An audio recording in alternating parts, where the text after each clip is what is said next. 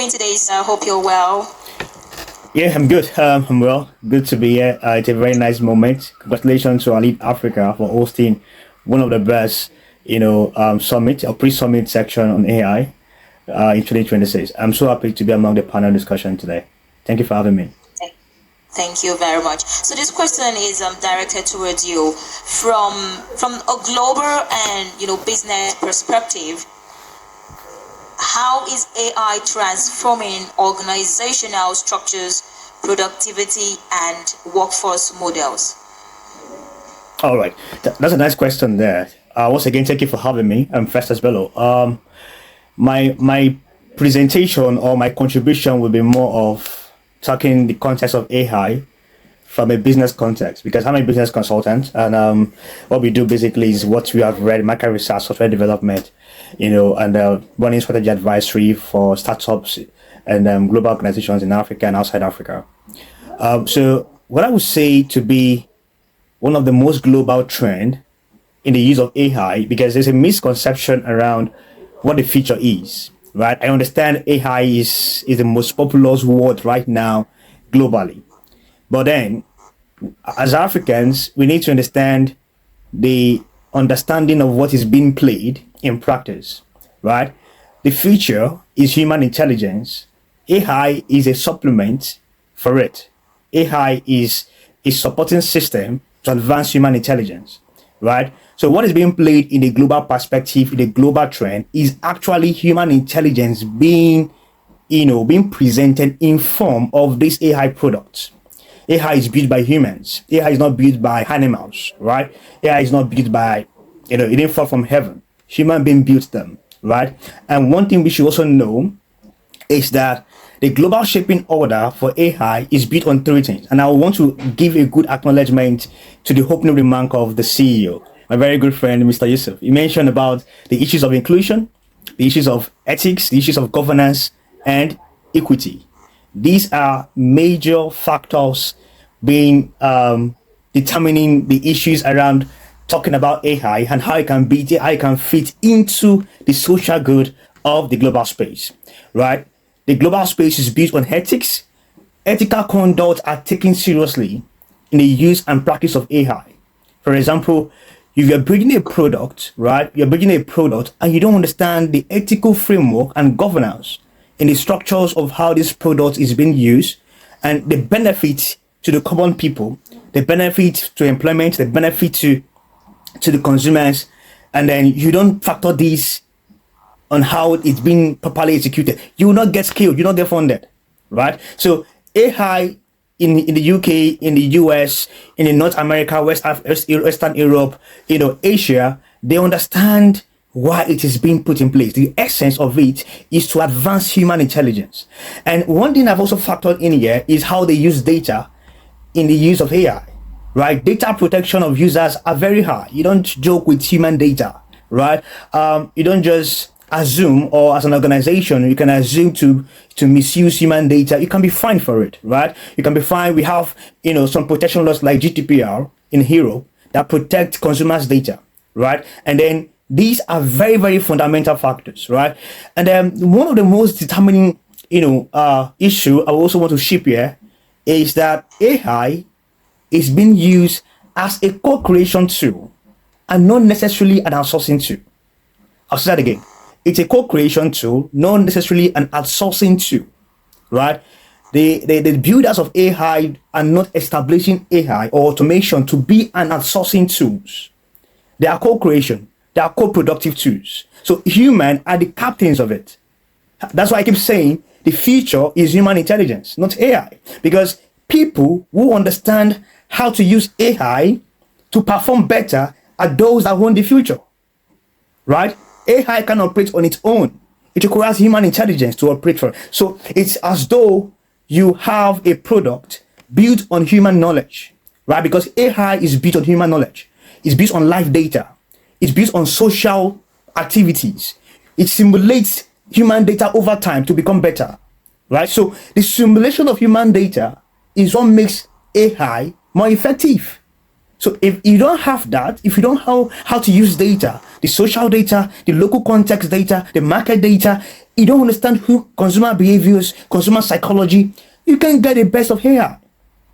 So AI is a function for a better society, not the platform that will give us a society. The real platform is human mind, right? It's a human mind that will give us a better society, the better governance structure. Human mind, not AI. AI is dependable on human mind, right? So these are the real procedures on how, in a global perspective, AI has been used. And then mistakenly, my brothers and sisters in Africa, we don't understand this context behind the scenes. And these agendas are always pushed as a narrative to say, AI, AI, AI. You don't imagine yourself outsourcing what you can do and using AI to help you come up with this stuff without you thinking about it, without you using AI as a co-creation tool. Then you feel like you want to build a product. So human mind is so powerful that you can't take it off from the invention we are facing today, the innovation we are facing today. And in a global perspective, individuals who understand how to use human mind, right, in collaboration with AI, in developing organizational structure, productivity, and workforce models are those that own the future. What lessons can Nigeria and Africa learn from international best practices on managing AI-driven workforce transition? Okay, thank you for that question. The work we do at BFG Consult allows us to work with founders, entrepreneurs who are lovers of the African market, right? For example, our UK office, which is the office where I administer, we've worked with different, diaspora Nigerians, diaspora Africans who are investing into technology in Nigeria and Africa as a whole.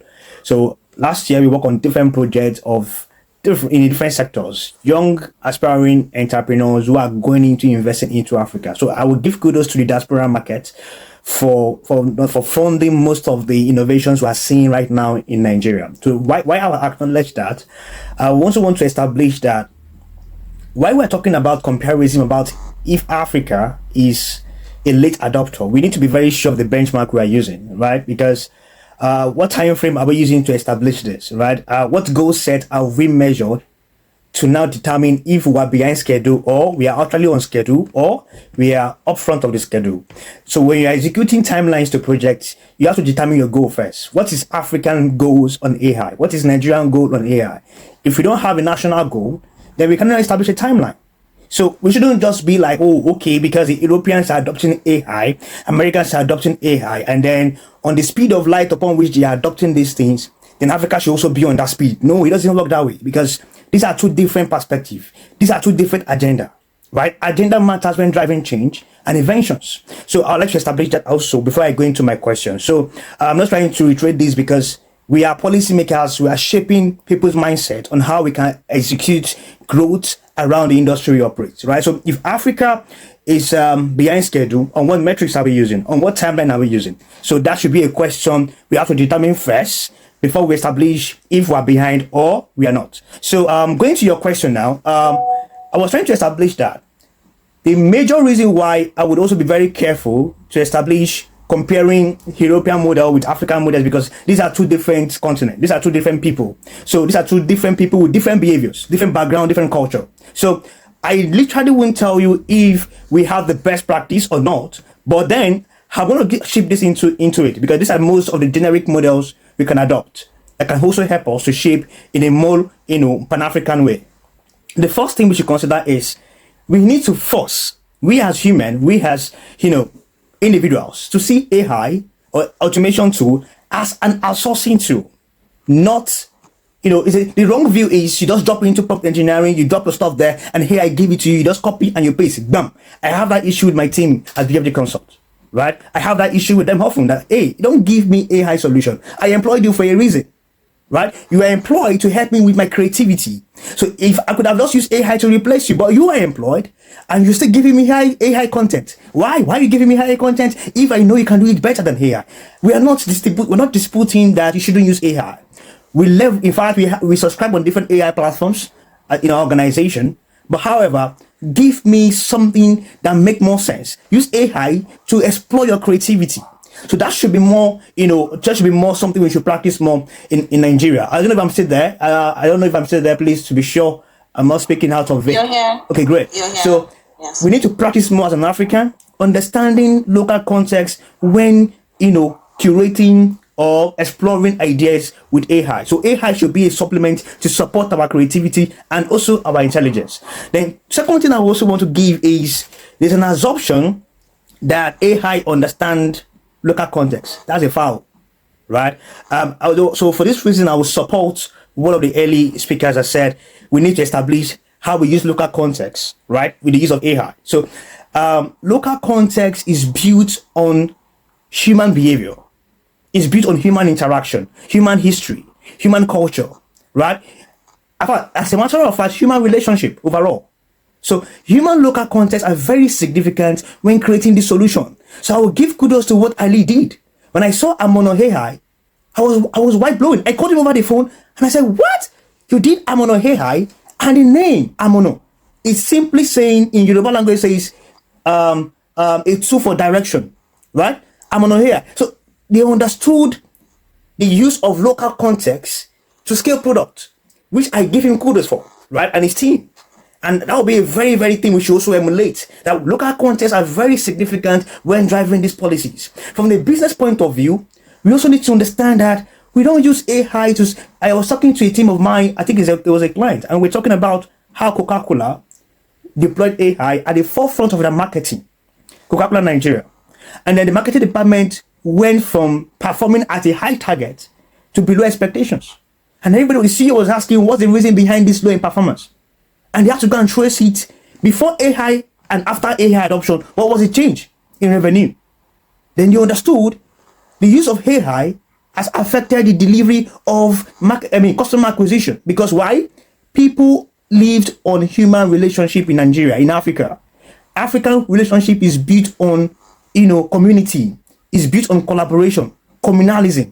So that is our culture. That is our context. So if you're into business and you are using AI, understand that the use of AI shouldn't be the way the Europeans are using it. Understand the background, the local context of your industry, and know how to use AI to take advantage of advancing that local context, not to replace it. If not, you'll be out of the market, right? So another factor we should also know is this. Most entrepreneurs, am I still there? Yes, you are. Yes, you are. Most entrepreneurs, founders, innovators, they automate before understanding. That's a poor policy practice, or that's a poor practical context. You don't automate before you understand. First, you understand before you automate.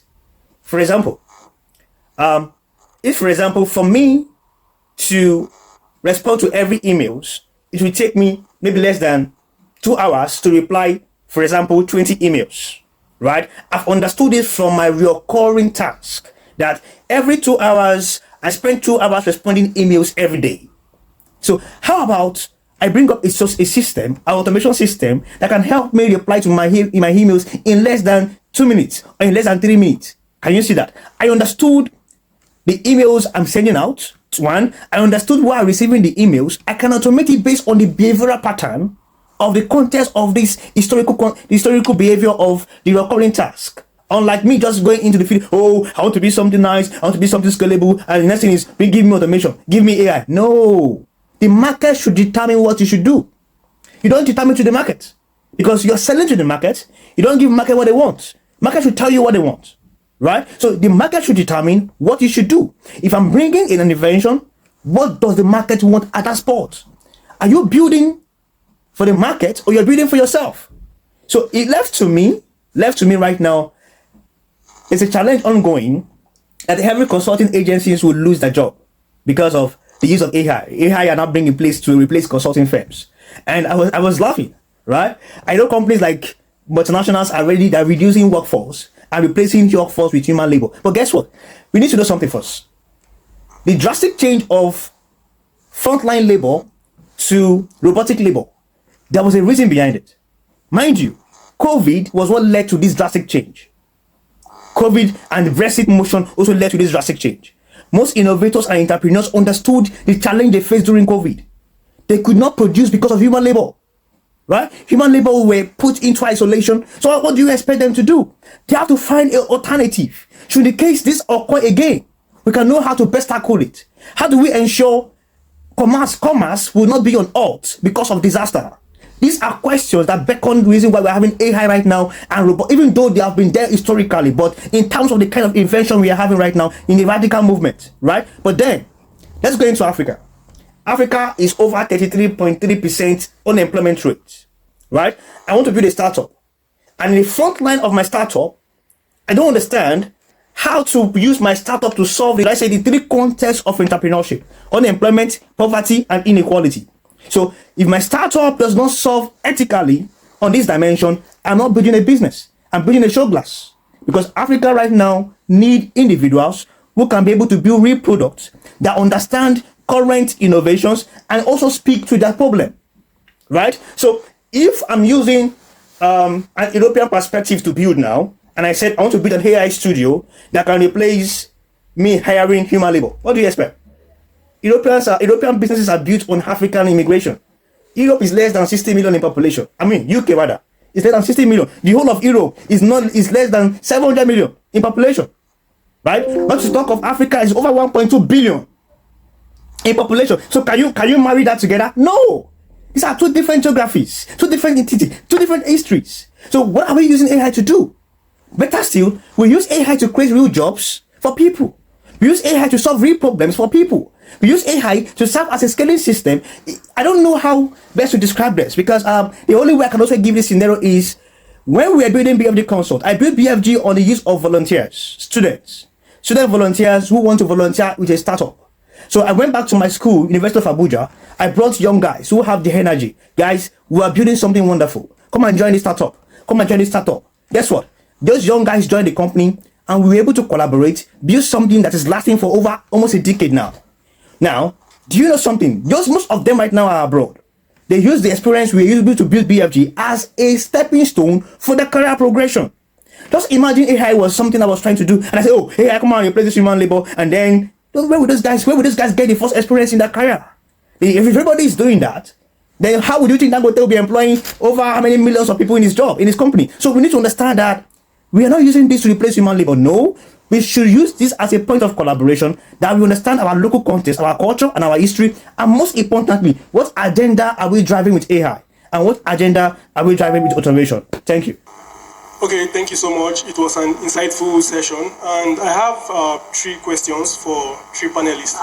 So I'm going to start with the online panelist, right? So, Mr. Bello, I want to know how we can be able to develop profit sharing models for AI that we create, right? I know we have a lot of conversations around intellectual property, and we can create tools that become our intellectual properties, right? So how do we create profit sharing models for such tools, right? And can we allow the government to tax our intellectual property, right? So are we going to willingly let the government tax what we actually created from our brain using AI? So I think that's for the business. Okay, we would like you to answer your question first, so we don't, go back and forth with you.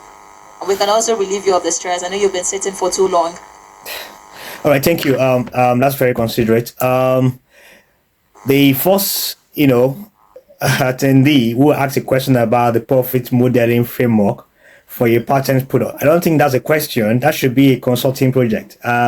So I will not directly answer your question. You have to pay for that service. I can't give you that on this platform. So it's something you have to come for, and we look into your business model and establish a better framework for you. So, iLEAD Africa, I'm sorry, that question is not meant to be answered here. So, and I won't discuss that in this platform. So, anyway, on the basis of giving you some idea around that question, it should be that there is no generic profit modeling framework for a patent product. When you're having a patent-based product like that is based on intellectual property, IPs, your formulations have so many factors involved, right? Who are your co-creators, right? What is the sharing formula based on working capital contribution, right? What is the contribution in terms of equity? We have to also look into those things. So there's so many metrics around it. I have my team within the space in the current building, I think they're there. They can reach out to you and then maybe get your contact and see how they can help you arrange something for you. So the other question says, should government tax IPs, patent-based product? Of course, yes. Of course, yes. 100%. Taxation is not a crime, right? I understand what it means to live in a free will economy where you don't have to pay tax, you don't have to be pursued and all of that. But then in an advanced world, we're talking about getting Africans better. So we have to also know, irrespective of the conditions on how if government are embezzling this fund and all of that, yes, we understand that it happens. However, does it justify that we shouldn't contribute to the government purse? No, it does not. So we have to be paying our taxes. So government has the ability to tax, patent product. Very, very importantly. So I'm going to tell you 100% that yes, government have the right to tax every product that come out of the Nigerian market, because one, the product is being sold to Africans or it is sold to Nigerian consumers. So if you're being selling your product to Nigerian consumers, definitely those consumers are population of they are actually populace of the country where your packet is being sold. So you have to pay your tax, right? You have to pay the tax upon which that product is being sold, or the service is being offered. So I think these are the two questions I was able to jot down, except if the other ones directed to me, I'm not aware of. Then I think that's all. Please, did he answer your question outside the monetary aspect? So you need to go and book a consultation. All right, please, ladies and gentlemen, let us give Mr. Festus Bello a round of applause. Thank you so much for being with